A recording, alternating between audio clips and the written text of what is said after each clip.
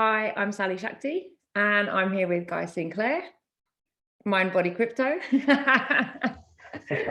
And today we're going to talk to you about Guy's website and project called Mindbody Crypto. We're going to talk a little bit about cryptocurrencies and why we believe in them and feel they're important. We're going to talk about the concept of Mindbody Crypto, which is Guy's project. And then we're going to talk a little bit about a course that we've made together called Rich is a Feeling, Not a Number. Got that right, didn't I? Yep, you got that right. So welcome, Guy. Welcome. Thanks, Sally. Shakti. Sally-Shakti, yeah. Great. So you want me to speak a little bit about Mindbody Crypto? Yes, please. Cool. So Mindbody Crypto is an education platform which started a couple of years ago, grown from my passions of spirituality, health, and cryptocurrency. The way I see it as an entrepreneur is that we all need to cut out our own little niche in the world. And my niche is essentially bringing those three together and trying to share that with the world, because I do find that people are starting to wake up to the system, to spirituality, and also there's a lot of positive stuff that can come out of the digital age that we're living in now, to do with meditation, to do with health, and to do with obviously this new change in the system, the economy with the cryptocurrency, which we're all in our heads about most of the time anyway, about money and so forth. So yeah, it's a great place to start if you want to learn about cryptocurrency and such. And I think you got some more questions. Yes, about it. I've got a question in response to what you just said, because we'll get into the mind-body part of it for sure. We can talk a lot about waking up in that kind of spiritual context. But you mentioned waking up to the system, and when we're talking about cryptocurrencies, I'm assuming we're kind of talking about waking up to the economic system that we currently live in, and why it's important to begin to move away from that, move our money away from that system. So that's something I'd love you to say a little bit more about. Cool. So I'm a firm believer that the system that we've been brought up in has lots of flaws, but because we grew up in it, it's right in our face. You can't see the trees in the forest type of scenario. It's a centralized system, so there's always a point of weakness in my view.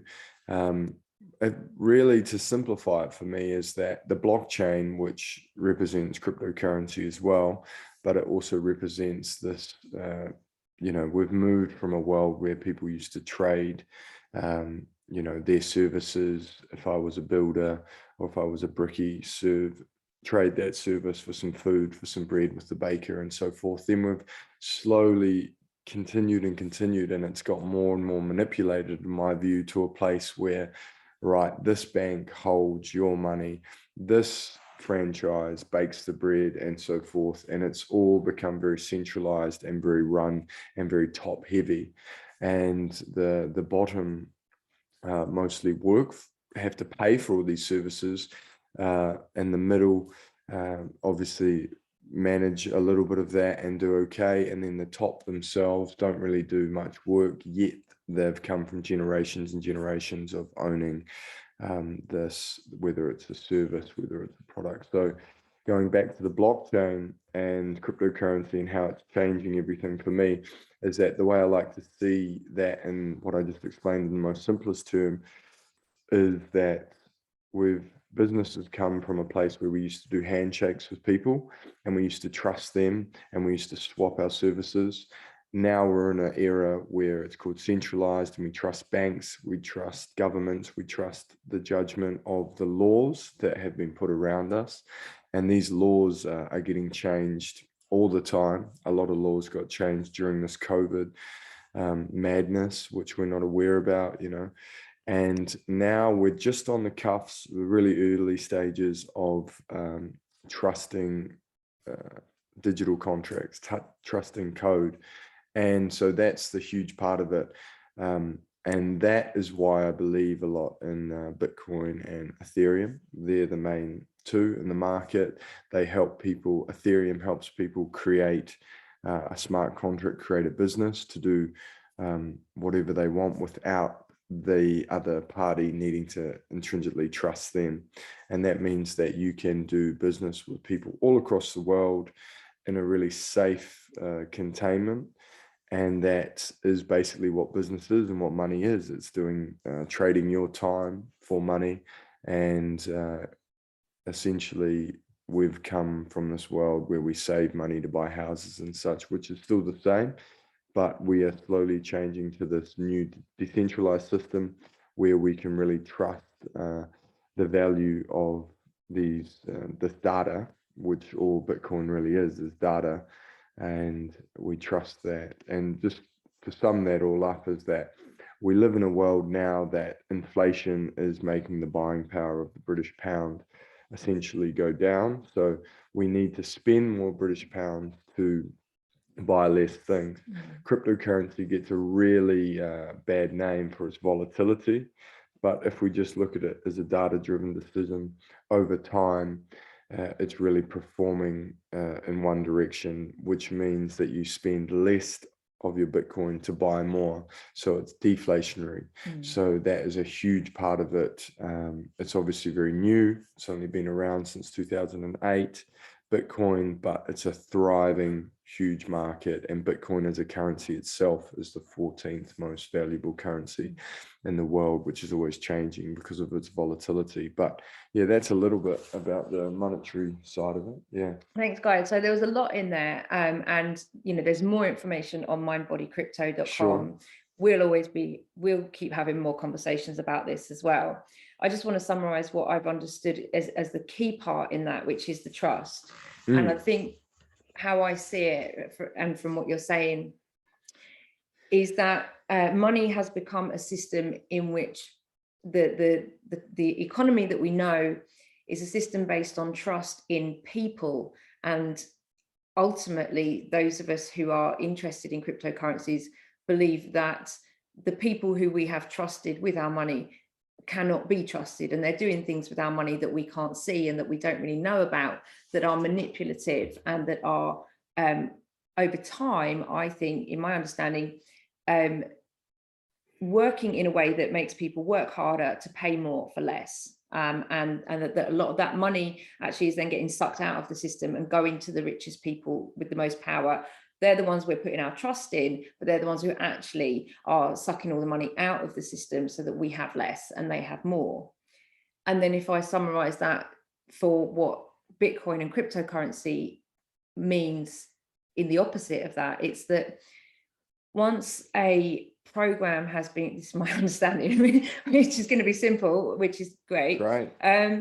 But once a program's been created that runs the mechanism of this currency, that can't be changed. So we no longer need to trust that somebody has got our best interests at heart when they're dealing with our money, because we can see how the program works and we know that that's how it works. I know that there are finer details, and there are some protocols that are changeable, but if we're talking about Bitcoin, it's a non-changeable protocol. So we know that it does what it does, and it's never going to stop doing that. It's never going to suddenly change its mind and decide that it wants more money out of us and start taking it in secretly. Yeah, beautifully said. And just to sum that all up, is that we're so blessed that we were brought up in a Western country, because we haven't seen the banks collapse. We haven't seen the pound. We haven't seen the US dollar yet collapse. But places like Argentina, they really, in their society, their currency loses buying power. So they really start to understand that, we trust banks because they hold our money. But in countries in Africa and Argentina, and this is what really got me across the line, is that you cannot necessarily trust your government to keep your currency stable.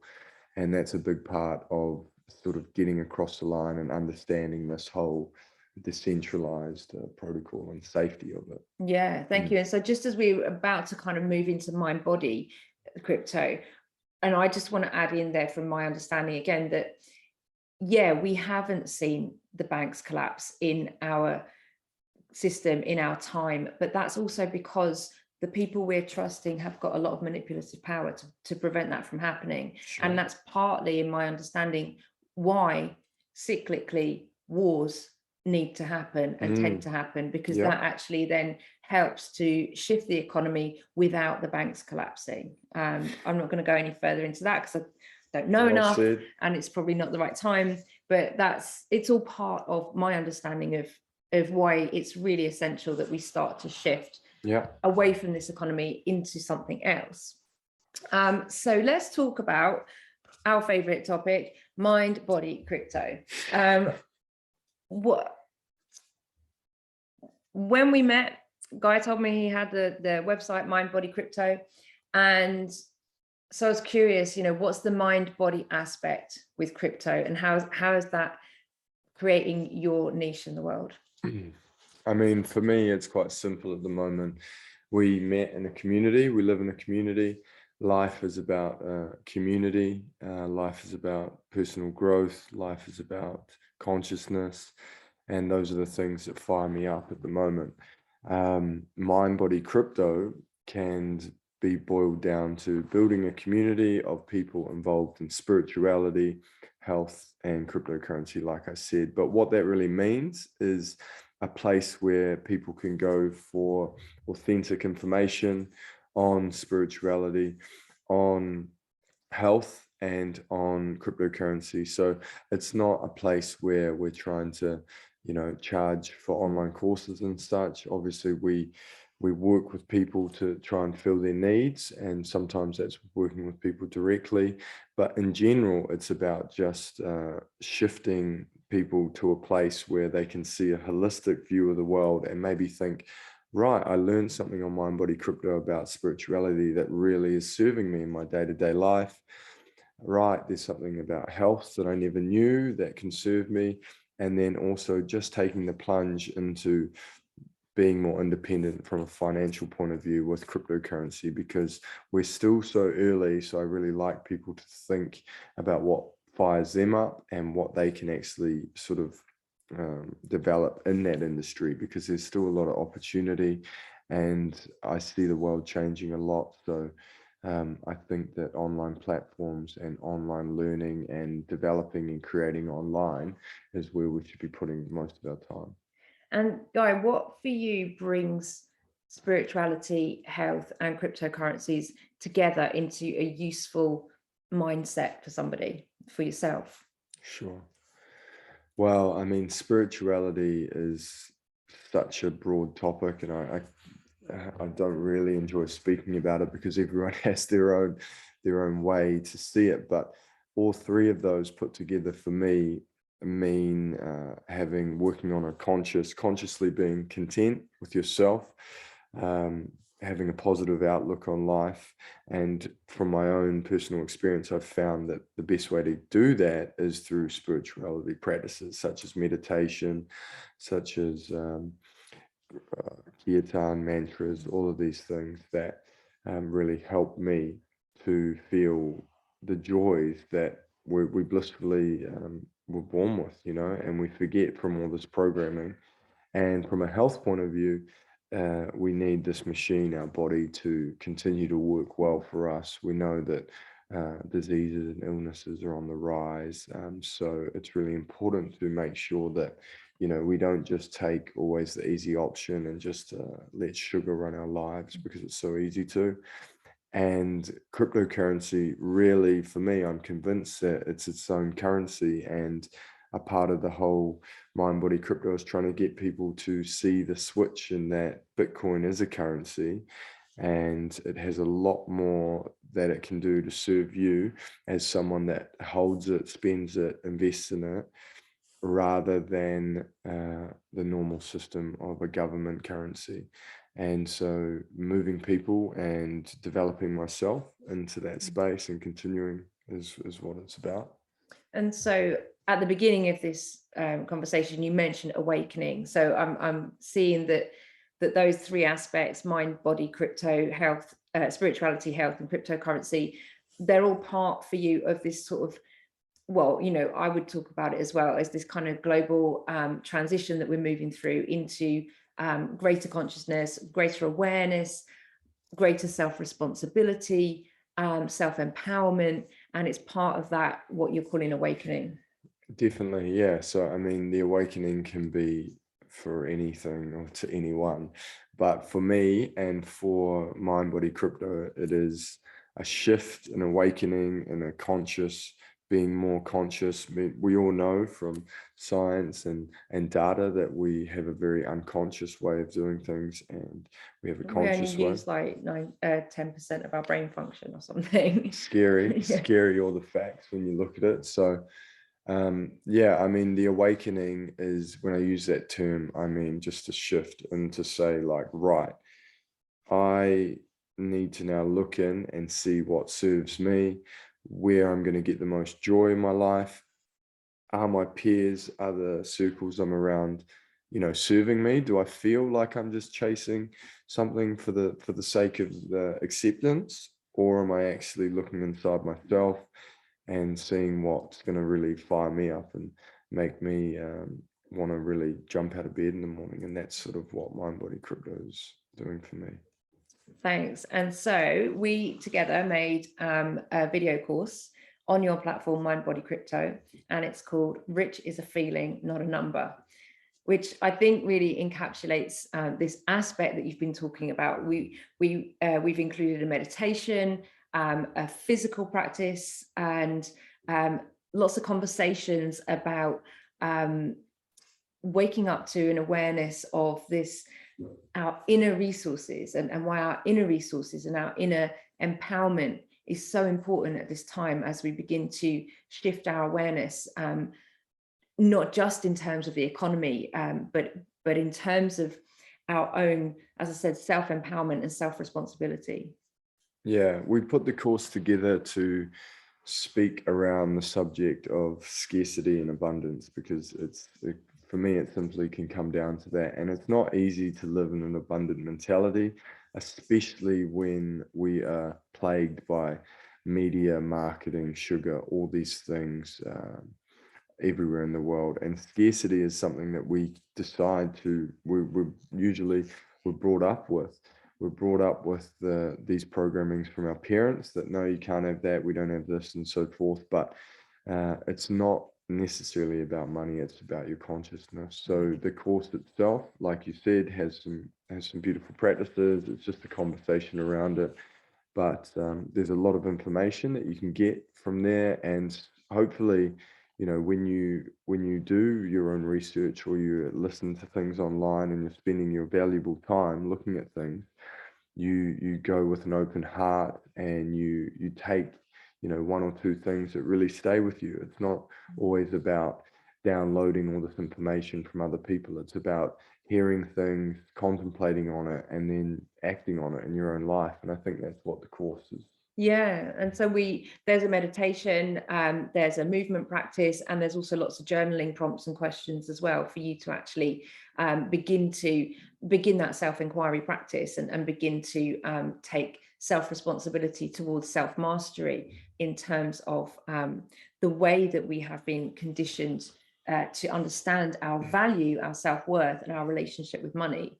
And we talk a lot in the sessions as well about the structural inequalities that are real and that do exist, and that have kept the majority of people out of a wealthy and abundant, not only mindset, but also reality for so long.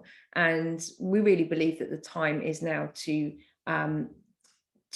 start deconditioning all of that conditioning that we have been programmed with for generations and generations and generations. And so Rich is a Feeling, Not a Number is part of our contribution towards that particular aspect of deconditioning on the Mindbody Crypto platform. So there'll be a link somewhere around here. So we're going to add a link for sure. And yeah. And come and check it out. Awesome. Thanks, Guy. Cheers.